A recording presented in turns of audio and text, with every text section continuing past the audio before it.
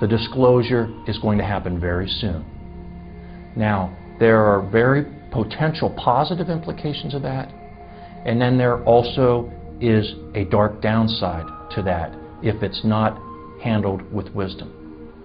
One concern I have is that there must be great discernment exercised not just by the leadership of our governments, but also among the population in general, when suddenly our society is confronted with the fact that there are advanced cultures here and what the implications are for our interaction.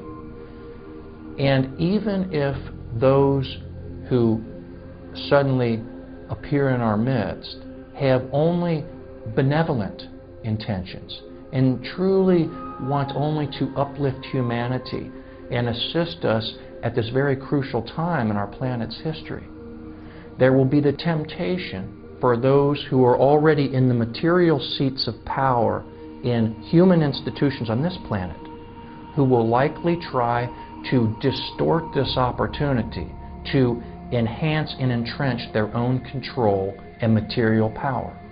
And all that is, it's a continued extension of the same ego disease of the separation mentality that has plagued humanity, ever since we learned how to say hello to each other. So we have to call for great discernment. And that means that people need to become educated.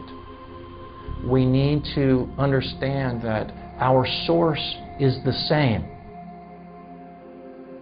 Erwin Schrödinger, who was the father of quantum mechanics and particle wave theory, stated 100 years ago or so that the total number of minds in the universe is one.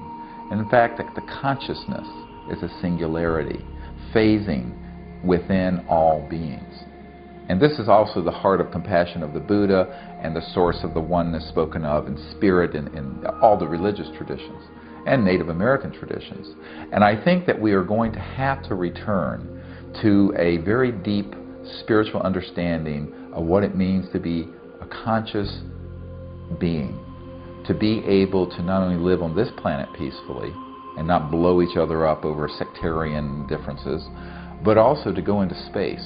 Because when you look into the eyes of an extraterrestrial life form, they may be very different from us in many ways, but if you see that that being is conscious, and the light of that conscious spirit is the same as the conscious light within yourself, then you can find some common basis. And so if we understand the single source of the origins of our conscious being, this is true not only for humans, but it's also true, very much true, for these visitors. They understand that, because you cannot travel at multiples of the speed of light without crossing the light barrier. And when you do, you enter into this area that the mystics used to call the etheric, astral, conscious realm. And so you're dealing with civilizations who understand that. And I think that is the big test of our civilization at this time, is that we understand that deeply enough that it really does change our paradigm. And when we do, we're not going to be blowing each other up because of different interpretations of this Bible or this Quran or this religious figure or what have you. That we're going to understand that we really are all one people in the entire cosmos. That universal consciousness and universal understanding, to me, is the thing that will truly transform life on this planet and is the next big leap in human development.